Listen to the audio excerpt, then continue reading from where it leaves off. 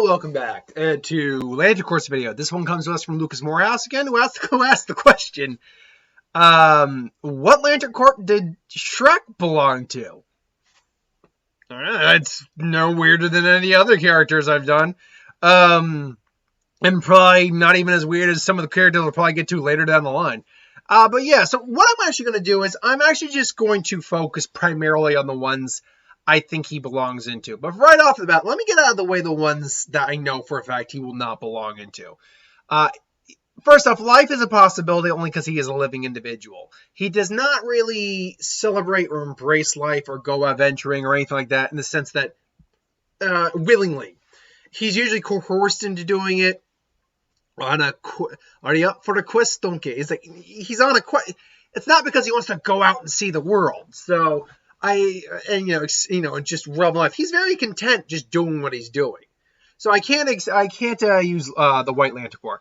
He has never died in the series whatsoever, nor is he back from the dead as it is, or worship or embody death in any way. So I cannot include that. He's a little selfish, but if we're looking through the entire Shrek series, no, he's completely put his own needs aside for others before multiple times. So he cannot be considered avarice. Hope was an odd one. I was thinking Hope for a little bit because you could get the impression, yes, he has a lot of hope in him that, he could, find friends and belong in society. But at the same time, he was still content just being left alone for the longest time. I don't really consider that real hope. And hope in the Blue Lantern Corps is treated a bit like faith and religion. So that didn't really come off to me in that vein. Nor can he, I don't think he'd be an Indigo Lantern of compassion. Not to say Shrek is without it, but he's just got far more traits that stand out above it.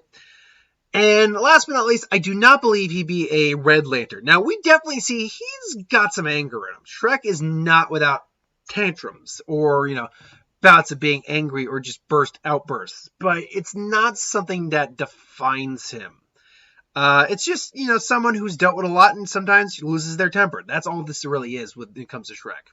So, without further ado, now that I got that out of the way, let me give you basically the top 3 corps I think he belongs in. And then let me tell you the one I think he almost certainly belongs in. So, right off the bat, not to, it's kind of obvious, but Green would actually be a pretty good candidate for him. He has a lot of willpower. And again, the primary trait to qualify to be a Green Lantern is to overcome great fear. And then, secondly, to have great willpower. Shrek very rarely is afraid of anything. So he can obviously overcome the few things he is afraid of.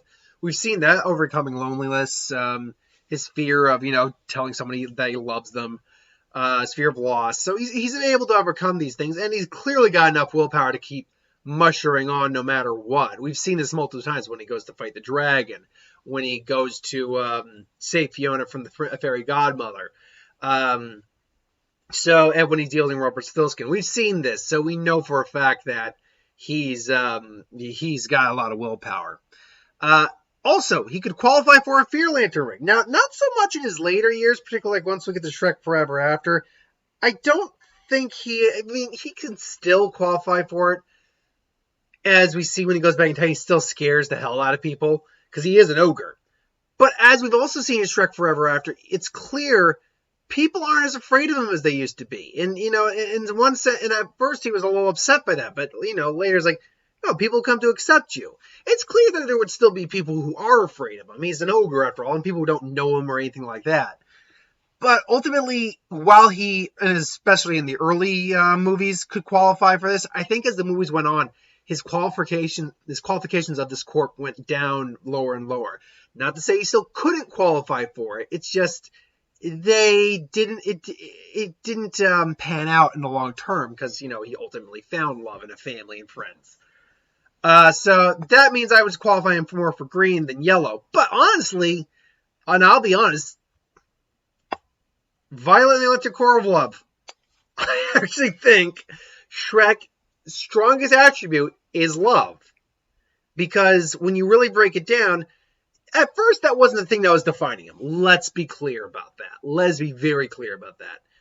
But then afterwards, after the end of Shrek and him falling in love with Fiona and them getting married, That really is his primary motivator, is to make her happy, be with her, see if they can be happy together, make sure that works. In the second movie, he's willing to change his entire biological species for his love for her. Now, in the third one, which it's that one's kind of the black sheep of the family. We don't like to talk about that one that very much. It's clear he still doesn't want to be king.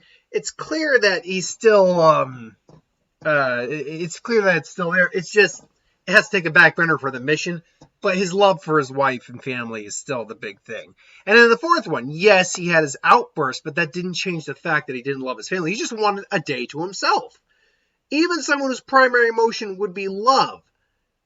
Sometimes you just need a day to yourself. Sometimes you just need to do you, boo. So, yeah, and then, when he realized his mistake, he realized his family was gone. He was crying. And Donkey, the donkey he had never met, said, I've never seen an ogre cry before. We all will love it.